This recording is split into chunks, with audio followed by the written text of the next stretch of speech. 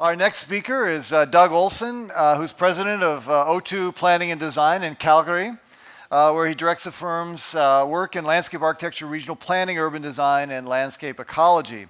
Graduate of Harvard and of the University of Manitoba, he served as an instructor at Harvard and is currently an adjunct professor at the University of Calgary. And a lot of his recent work examines the role of ecological infrastructure in determining sustainable patterns of use, development, and conservation. And his talk this morning is going to focus on geodesign for the city region. So please welcome Doug Olson. Doug. Thank you. Where are we going? Okay. I'll just time myself here to see how I can stay on track here. I know we're a little bit behind, so I'll try to pick it up. And really what I want to talk about is, first of all, the need for geodesign in the city region. I promise there will be no definitions or framework discussions. I think that is so well served by others, I'll leave that alone. And I want to talk also about some examples from my own practice in terms of how we have applied this at various scales in most of them in Alberta. And I'll talk a little bit maybe in the discussion about current challenges. Well, why do we need to do this? With rapid urbanization across the planet, I strongly feel, and I think I'm supported by many others, that the city region is probably the most important planning scale that we have right now. It's really where change is occurring. There's about 5 things that really transform the planet. Urban growth, linear infrastructure, agriculture, forestry, mining, energy development, and so on. Those are the things that are rapidly changing the planet and that we need to be involved in if we're going to have meaningful input. So we've got these geodesign tools now, and you can't keep up. This is my business and I can't keep up. And it's just so amazing to see the stuff that Eric put forward this morning. The kinds of things that we've noted in our own work where there are deficiencies that we really need to address. So we've got these tools now that really aid in impact assessment and evaluation of different alternatives and really can be put forward and allow us to communicate better in the future. And it's always changing. And that's this dynamic nature of geodesign is one of the most attractive elements of it.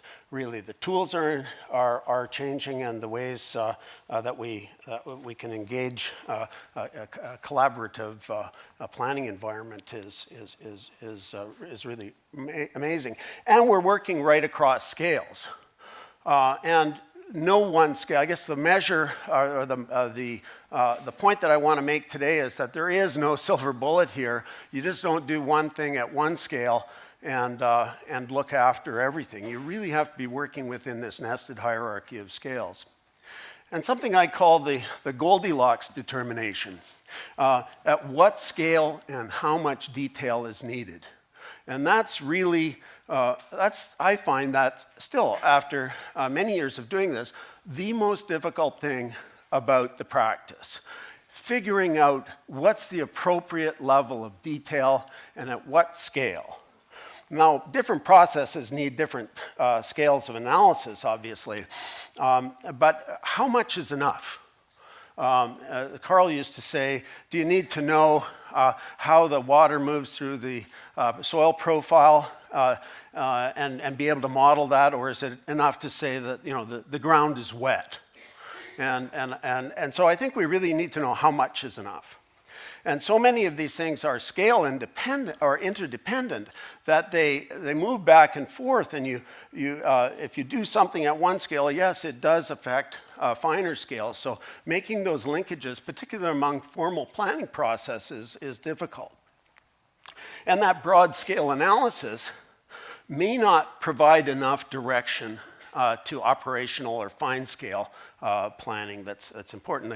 And also, as you really look at things in detail at the fine scale, and then you try to aggregate those, Yes, we have powerful and more powerful computers all the time, but it can be pretty overwhelming in a practical sense as you try to scale up. Here's an example of a need to look across scale. This is my house in June of this year when we had the worst flood on record in southern Alberta. And it was quite an event. It took out a good portion of downtown Calgary. These areas were flooded, but these areas were put out, were without electricity for a week. And this is the second largest center of business in the country. The famous Calgary Stampede underwater, huge areas taken out. And this is the costliest disaster in Canadian history, over $8 billion in this small area alone, let alone all the interruption with commerce and business. We've known about the urbanization effects on watersheds for a long time. We've had floods before. This is one of our major freeways in June, but this one was really something. But we tried to look at what has been happening, and we've looked at wetlands and ecosystem services in the fringe and expansion area, annexation area around Calgary, and we've done studies that said, well, okay, let's keep those places and let's use them as the backbone for an open space system as we develop into these green fields. Or we've taken finer scale positions where this is a park that's under construction. We'll be going to construction this year, actually, that we designed. That is a whole wetland ecosystem that will drop out sediment and so on and polish water from about a 25 square kilometer area. And it's a cool place. I think it'll be quite an interesting environment. It's obviously man-made. It's basically a machine for treating water, but we can't deal with this at that scale. This is the province of Alberta, about 5 times the size of Austria. And that was this area here, blown up here. Here's Calgary. Here's this major storm, 300 millimeters over a couple of days. That was 3/4 almost, well no, 3/5, excuse me, of our annual precip fell in 3 days. Most of it in 1 day over a very small watershed, the Elbow River, which then feeds into, and the Bow as well. Huge storm event. Unprecedented, actually, in records at least. And it has a little bit of power to it. This is the Elbow Falls before the flood event. That's it after. At one point, 90% of the volume of some of these side tributaries was rock. So how do you deal with that? You don't deal with it just at the fine scale. Yes, it aggregates up, but you have to look at it more broadly. So this is a study we've done on areas that have been, first of all, we mapped all the different areas of riparian area with a variable width riparian model. We looked at their condition and so on, but this is what we've lost. These areas were hammered during that flood. And also we looked at the condition. So I'm colorblind, I'm having a hard time seeing here, but I believe this is red down here. Unhealthy. Areas that had no longer had the proper bank stabilization, the forests that you would expect along these areas and so on. And this is what happened. We lost this particular area lost 100 meters of soil. And the only reason it didn't lose more is because they dumped all these emergency groins in. So we can't just look at the fine scale, we've got to look at multiple scales. This is the whole Bow River. But I'm going to talk now about, here's the Bow River in here, and the need for nesting it even within a larger scale. So the South Saskatchewan Regional Plan, I'll try not to repeat myself. Some of you may have seen this, especially if you were in China, but there is some new stuff here for all of you. The South Saskatchewan Regional Plan, the size of Austria. 85,000 square kilometers, really trying to look at a healthy economy, healthy ecosystems, and so-called enriched communities. That's the kind of high-level talk but those are lofty aspirations. How do you go about doing that? Creating a plan that will be the overriding plan to all subsequent finer scale plans. Multiple, and it's a wonderful area, it really is. It's my favorite place on earth. We call it the Southern Rockies. That doesn't, but I guess it would be the Northern Rockies to you folks. But this is where, Unforgiven was filmed, and Jesse James, and this is classic West country, beautiful, beautiful land, but also some very, very important agricultural resources. And some of the most productive lands in the country, actually, that are heavily irrigated down in here, rangelands and so on. It's got some forestry resources. My view is that we shouldn't make studs and pampers out of it. We should probably be managing that forest for ecosystem services with forestry. Huge resources, billions of dollars of oil and gas. We're lucky in Alberta. We have a mother lode of energy. Wonderful tourism resources. And this area back in here really is the foundation for our tourism industry. Lots of native vegetation still remaining. Huge chunk down in here, probably one of the largest areas of remaining natural grassland in North America. And all of these things have like 90, all of them in total, there's about 90 different layers that feed into these different maps. Water resources, hugely important, both surface and groundwater. Okay, so with the idea being that we want to have a balanced land use plan for the region, where we consider all of these different layers. We thought about how we would go about doing that. Well, it isn't something you would simulate and say, well, what if we do this? What's the outcome? Well, what if we do that? What are the impacts? I mean, there's not 3 scenarios here. There's literally millions. And with this kind of complexity at the area of both extent and complexity in terms of the issues that we're addressing, it's not the kind of thing, I believe, that you can do by simulation alone unless you've got a month of Sundays. So we took an approach of spatially explicit multiple objective optimization modeling. That's a mouthful. We used a program called MarkSan with zones, developed out of Queensland, the University of Queensland. Tremendous program, very powerful. Love to see it even more integrated within Esri products and so on. Then we had a regional advisory committee representing all of the different sectors in the area. And we took those 90 different maps and we worked through those using a voting system with 20 people in the room and a modified Delphi technique, where we worked through that and we said, basically, what do you want to keep? How much of it do you want?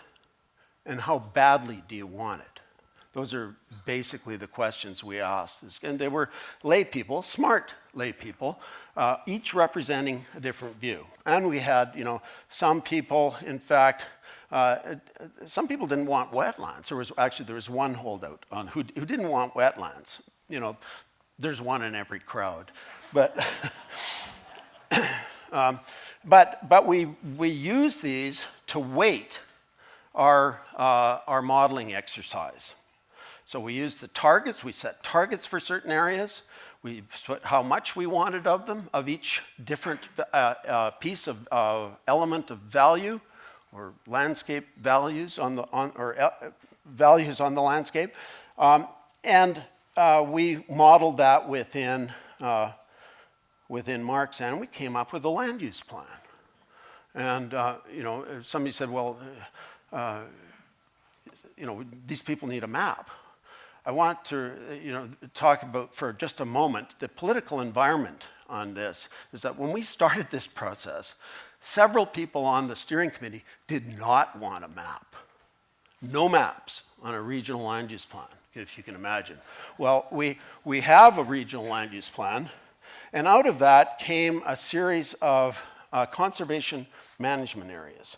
And I felt that if we achieved this one, for instance, which is called the Wild Horse Plains, this area of highest biodiversity in the province, huge chunk of native grassland, mostly publicly held, mostly, but not completely, that would probably have been the most important thing I'd done in my life. Unfortunately, the government, after they received the advice from the Regional Steering Committee to do this, has since backed off for completely political reasons, and this is still in negotiation. So it's out for public consultation, but still in negotiation. And then we can, of course, visualize these things at the regional level and finer with a great deal of precision. Just moving down quickly in scale to the Calgary Metropolitan Plan. Smaller, but nested within that larger area. And really, something I've showed before, but there's really three things that we're doing at all of these different scales. There's a defensive strategy of what you want to keep. There's an offensive strategy of where you want to build and in what form and with what supporting infrastructure. And there's, of course, a governance strategy, which is highly political, and how do we make decisions in the area. The bottom two, I believe, are geodesign supported, and they can enable a political conversation. So we have, I won't bore you with the background to this, but suffice to say there was a lot of stuff, a lot of analysis went into looking at what is the composite ecological infrastructure in the region. And as we're trying to place double the population over the next 50 years, don't put it in here, and there's no need to. There's no need to. And this is early days, nothing like the stuff that Bill Miller's crew is working on and others here have worked on. We had a paint and sketching tool where we could paint in land uses in the area, and we actually did that with avoiding danger, essentially, technique, where you don't build on the ecological infrastructure, and you use your expert opinion and in a collaborative way, get in and sketch land use solutions. And they had a number. We came up with a series of scenarios, and we evaluated them across a whole series of models, from environment to economy and some social issues. And we came up with a preferred alternative, and this is the one that's moving forward now for the Calgary Metropolitan Plan. And it makes a difference. 64% less footprint, and huge reduction in the cost of public infrastructure. I'm going to move on to one integrated growth management study in the same region, south of Calgary. Smaller city where we're looking at using a geodesign approach, or we did use a geodesign approach. We got a whole bunch of data in terms of market demand and base data, existing plans.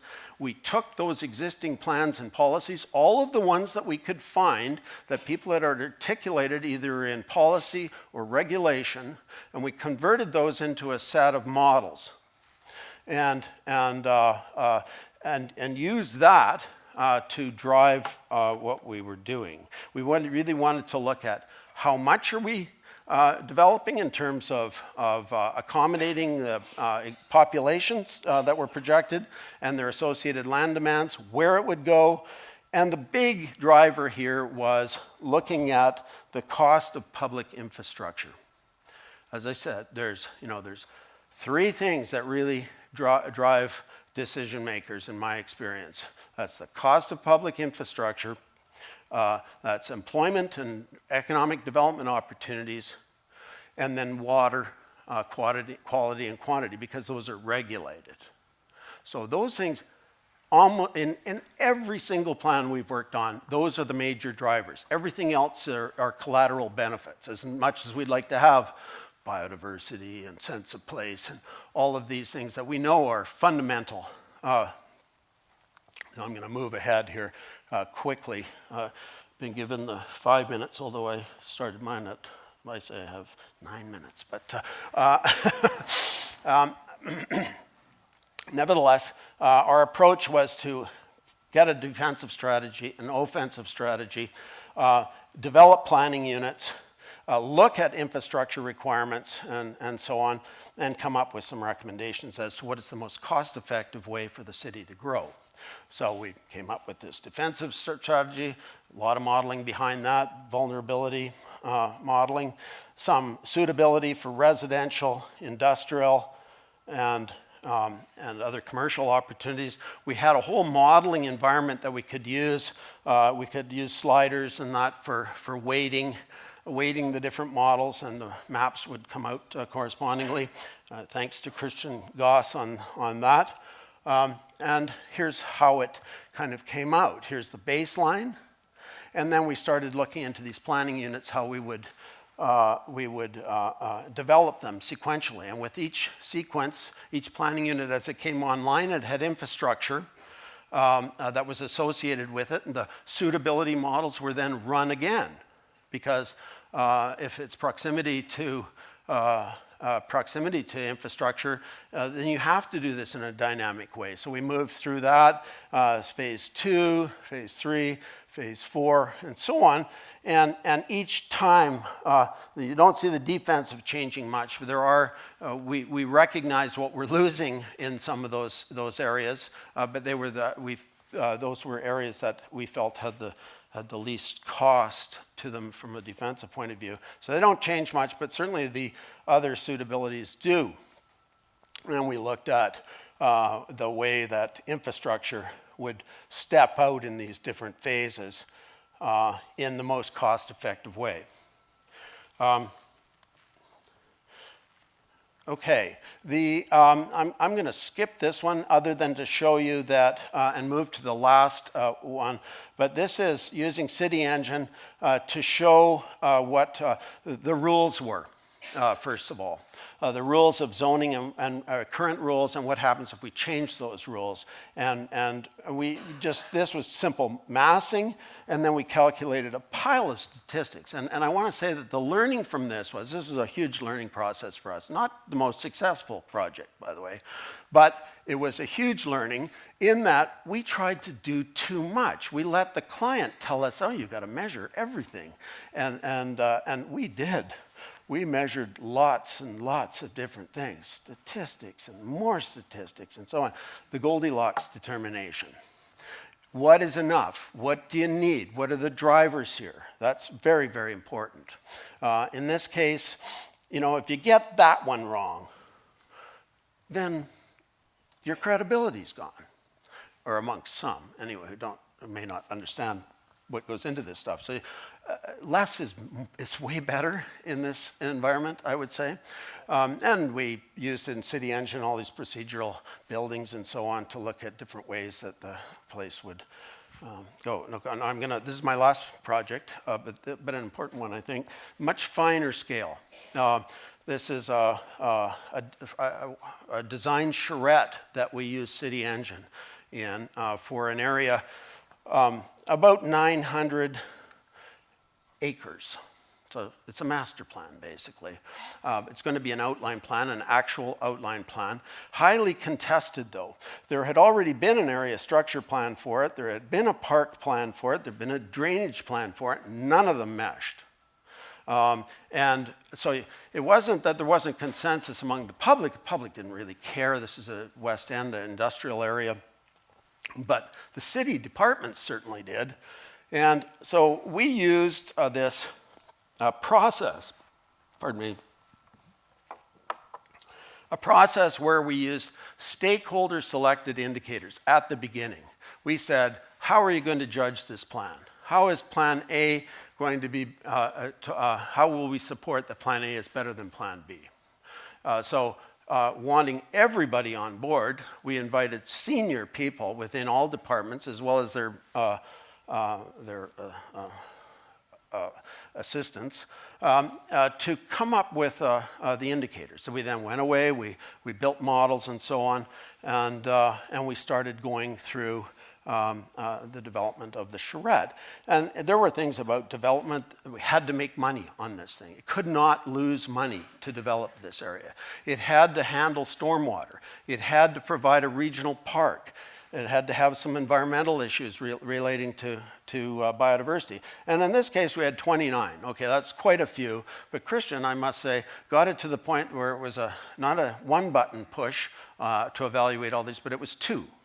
So, and we love the new tools, and we're looking forward to making it more efficient yet. But there were indicators with these kind of values. And we did an analysis of the area, SWOT analysis, really looking at opportunities and constraints. We then had a charrette where we sketched ideas, literally, by hand, just diagrams. That's all they were. They were just diagrams. Then those were converted into into the concepts. And the concepts then we put in the street grids. This is all in City Engine. Put in the street grids, platted the blocks, assigned land uses to them, assigned different building types that could go to those units and so on. Some areas were more heavily developed than others. And I'll just quickly, I'm almost done here, go through them. But so these were all generated automatically by City Engine. Pretty handy, actually. This was the best conflicted stakeholder engagement session that we've ever had. It was so successful. Everybody had a input at the beginning into the judgment of the plan, and they saw how it developed, and they were involved in this over a 3 or 4 day period in developing these different concepts. And you can see that City Engine puts out some pretty convincing stuff, and pretty quickly too, I might add. And then we took a bunch of indicators. Well, return on investment, first 2 lost money. We only had to break even, we were told. So all these things were going into, all the costs and evaluation models that we were doing went directly into a pro forma as well, which I think that if you do that, if you really have a great pro forma, and you can get a City Engine spitting out the information that's needed to go into that, or the 3D GIS Pro app that they're talking about. If you can get that spitting out the information for a pro forma, and you can visualize this in a way that's convincing, I think people will beat a path to your door as a consultant. We're hoping. And they seem to be. We're getting work on the basis of that. Then we also looked at employment opportunities on all of these things. These are all coming out post. They weren't done in City Engine at all. They were done, most of it, in ArcGIS. Transportation issues, transit accessibility, parks and open space, and the accessibility of open space from various types of development, the kinds of pedestrian, walkability, cyclability, all of those things that people were, that the kind of steering team was looking for. Biodiversity, wetlands that we were avoiding, different types of wetlands in different areas, riparian areas, and so on. Mostly direct measurements, fairly simple modeling, I might add, in this case. There's a lot. And then impervious areas, and we've done other studies that with Bill Miller and others, where we've actually linked water balance models to it, where we didn't really do the total water balance model. We used some other models looking at phosphorus and total suspended solids that these different treatments were taking. And I ended up, after we looked at that, and came up with the preferred version. And it has its set of performance measures, and it seems to work pretty well and will form the basis for an actual regulated plan. So in closing, I would say that, as Jack noted yesterday, we have an urgent problem here. And so, I'm involved in practice. I like to see things that are actually, that influence real plans and actually maybe even get built or not built, undevelopment, as was said yesterday. How do we go about that? How do we engage engage those who need to be in the conversation? And I think that these new tools allow us to do that with an efficiency that that is unprecedented, really. So thank you very much.